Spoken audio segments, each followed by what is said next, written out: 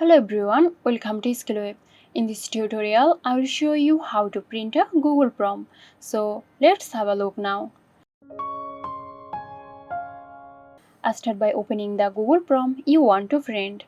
Now at the top left corner, click on these dots. Then from this menu, select Print. A print preview will appear.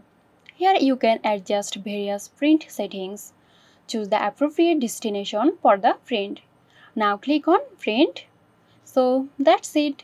Hope this video helped you out. If you found this video helpful, give us a like and subscribe to our channel for more interesting videos.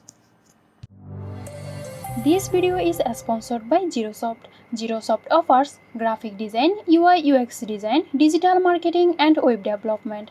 Elevate your brand with Zerosoft today. For more details, check the description box.